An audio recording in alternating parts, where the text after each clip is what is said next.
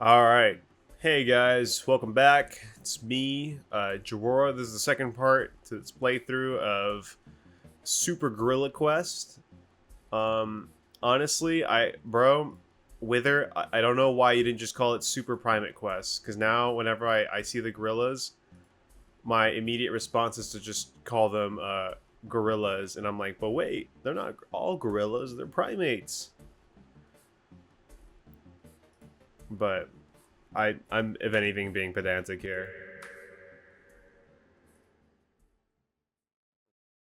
Hey, sorry guys. So I just realized after I completed recording like an hour and a half, or it was like an hour and a half, an hour of just Super Gorilla Quest gameplay, that not only did my audio not record, but when I tried to record you guys a message to explain what my plan was, my voice was unusually deep in the recording, and I just was not sure why. I fixed it, so now I sound the way I should sound, which is like my voice, my actual voice. Um, and I was just like, I'm like, is it one of those weird things where on the phone I just sound deeper? Because that does happen to me like on a phone, right? But I'm like, no, that can't be. I mean, this is an actual like, it's an this is expensive audio equipment. Like I'm not, there's no fucking way it's gonna sound like that.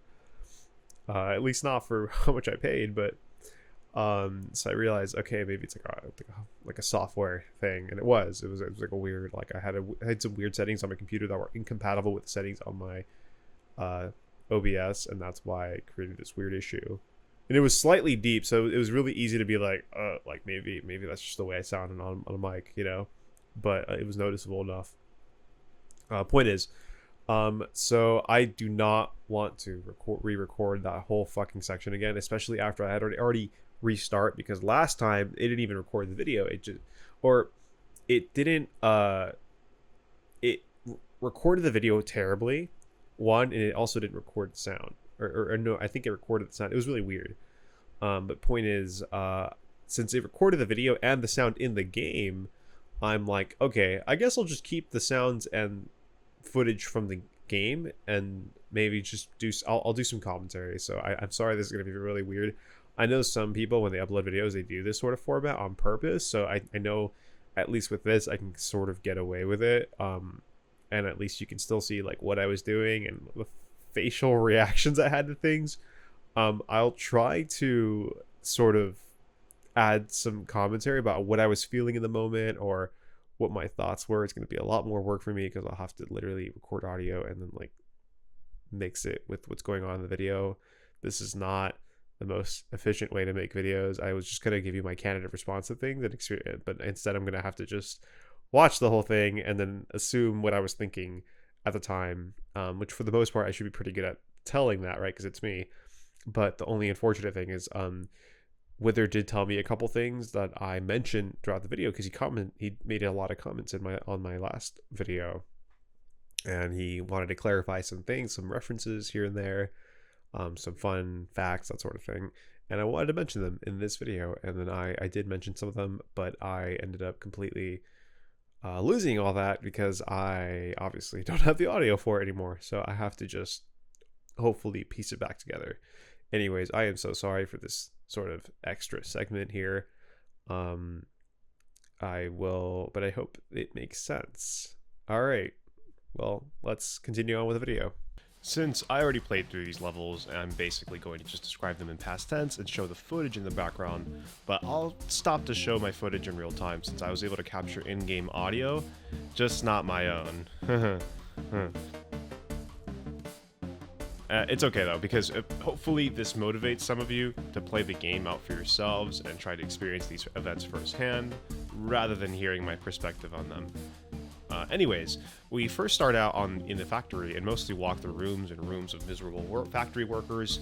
This is again a nod to the game's overall themes of anti-corporatism, working class struggles, and anti-capitalism.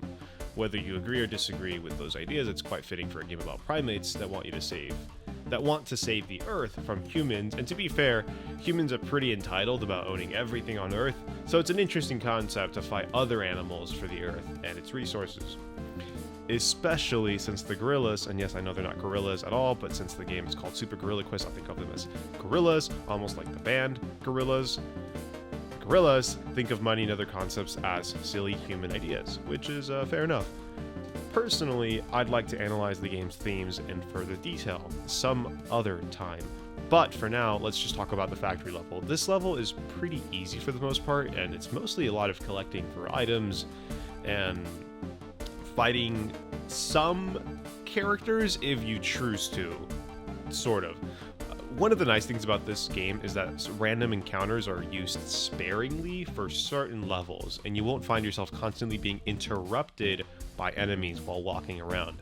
So you're able to explore the factory pretty easily and find neat items such as guns, more on that later. I probably skipped one of the neat items and avoided a fight with the television though, that was hiding in the corner, but I'll never know because the last two times I provoked an enemy, it dragged me into battle so hard, they made the bosses look like mini-bosses.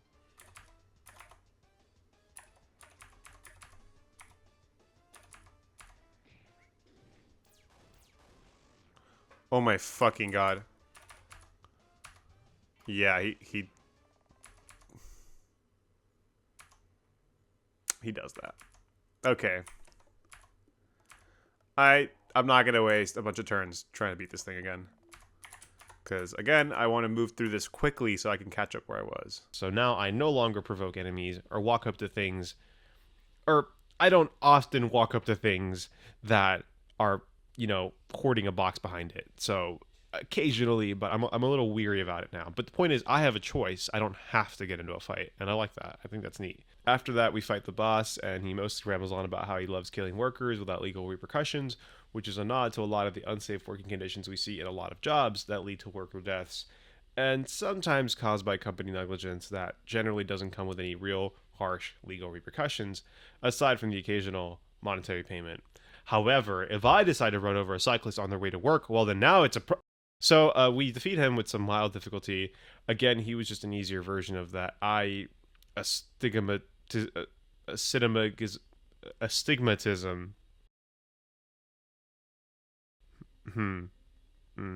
After that, he just dies and we torture his most trusted worker to find out what he was hiding. It turns out we got duped and fall straight into the afterlife because this place and then the zoo that we arrive at after this place are really creepy sounding, and it almost feels like the creator was trying to illustrate an animal version of hell. I wonder why.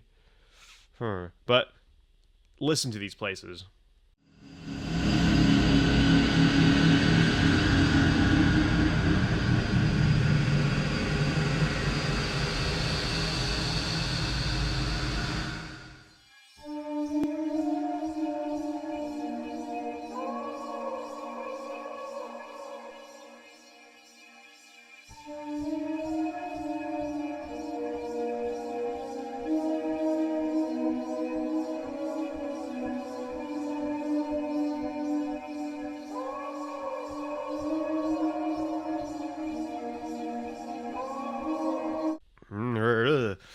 It's creepy. I love it though. I love it. It's so cool. Anyways, after that, we explore our enclosure for a little bit and find the exit. Next to it, there's some cocky guard and a primate hiding behind bush.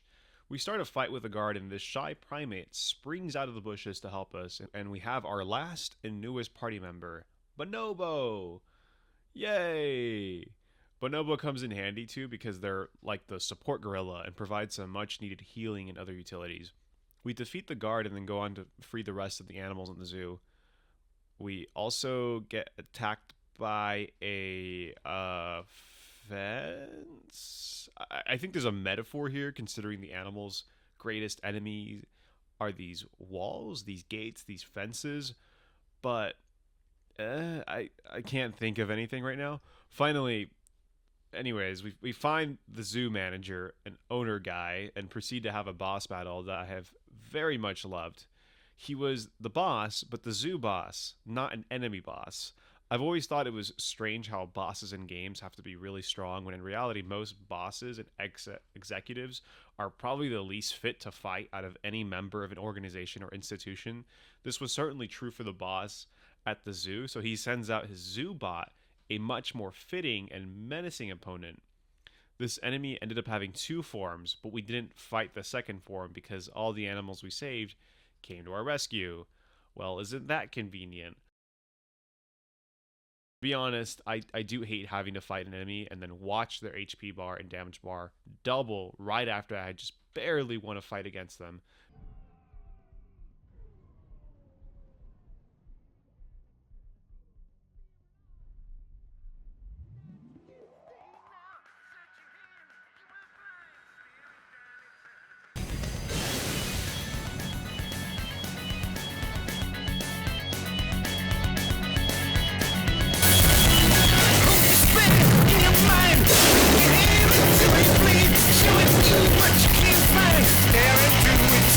So this was a welcome surprise.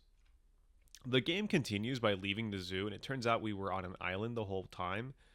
The whole world seems to be entirely engulfed by water. So to get from one major place to the next, you need a boat. This isn't immediately obvious at first, but you just by looking at the world map and using the boat, this isn't immediately obvious at first, but just looking at the map and using the boat, you realize the world is mostly a bunch of islands. I'm not sure if this is a nod to climate change and what happens if we were to let, I don't know, our industries continue to do as they please and just kind of ruin the environment at their will. Uh, I'm assuming probably. I could be wrong though. But we're told to then check out some kind of a cool or strange lab, so I head there. On the way there, though, I fight the Kraken, kill it, and steal its babies.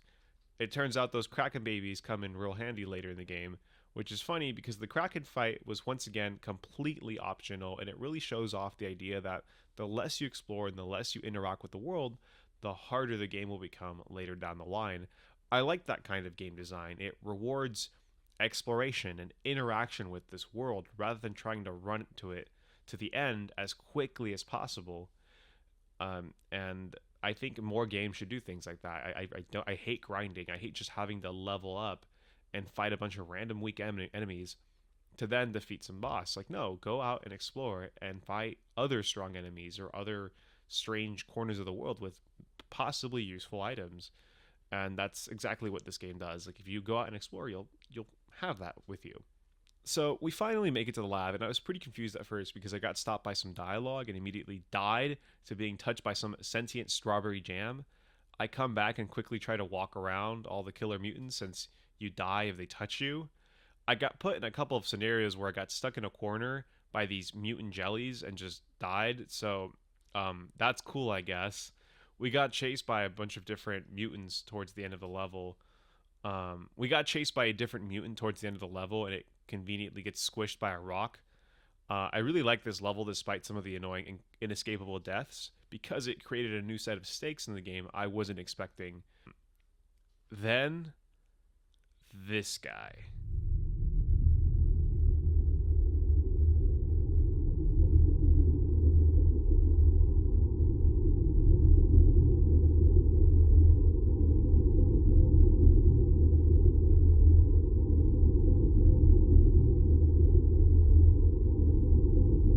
It's the shareholder we fought at the start of the game, and he's been wildly changed.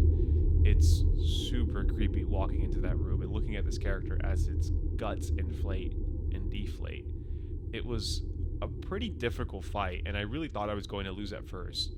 But the Kraken babies are super OP, so they ultimately saved my ass.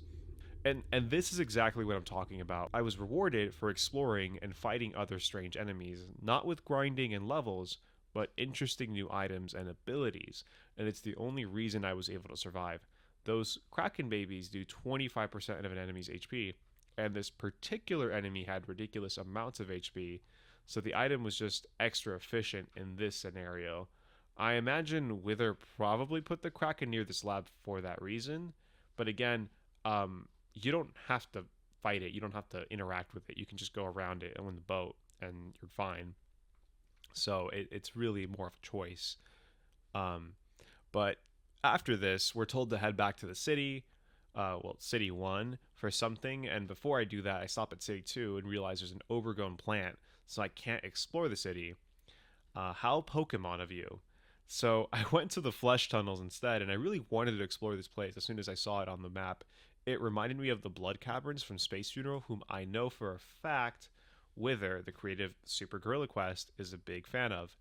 And that place is something else. There's a very eerie feeling you get in the Blood Caverns that you don't get in most whimsical RPG Maker games. Even with a lot of the horror games that are made with RPG Maker, in the Blood When the Caverns, low, heavy it's sky just weighs like eerie. a It's lid creepy, on the and I spirit, don't really aching know for the light, why. I think it's a part and when, sounds, embracing the dialogue, horizon, as soon as you it walk pours away, on us a black day which is sadder than any night. When the earth is turned into a dripping dungeon in which hope, like a bat, flutters blindly and bruises its timid wing and tender head against the walls and rotted ceilings. When the rain, stretching down its long streaks of water, imitates the bars of an enormous prison, and a silent throng of loathsome spiders come. They're creepy and they're interesting. You have to inside. walk through them, but there's not really much to do there aside from like give a wizard all your blood. And that's pretty much it. I mean, you fight I think like a boss or something, some enemies, but there's not really much to do there. In this place, though, in the flesh tunnels, there's a lot of interesting stuff you can do.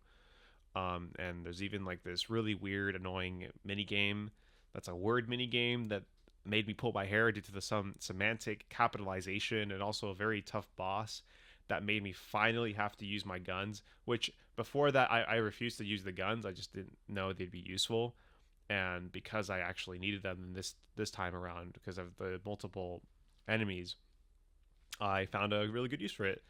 I also found Wither. So he's hiding in this place, which apparently not many people who own this game have yet found him there. So I don't want to spoil this area because it does change some of the game's mechanics for this level as well.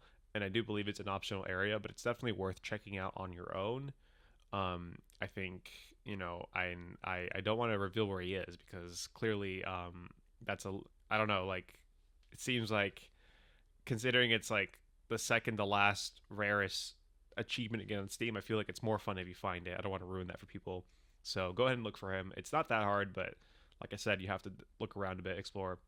The game is on Steam for $2, so I really recommend you try out the game and play these areas for yourselves. It's definitely worth it. I'm not even done with it, hence this isn't my final playthrough. If any of you want the game and for some reason cannot purchase it though, feel free to let me know in the comments and I'll happily purchase some copies for you guys. I've been thinking about playing more indie games like this, and a lot of the times they have a low barrier to play, and I'd like to support these developers as much as possible because I too am working on games and know that there's no better experience than to watch other people get to play this piece you've been working on for months. So let me know and I'll message you back and figure something out. All right, so I'll see you guys in the next playthrough. And yeah,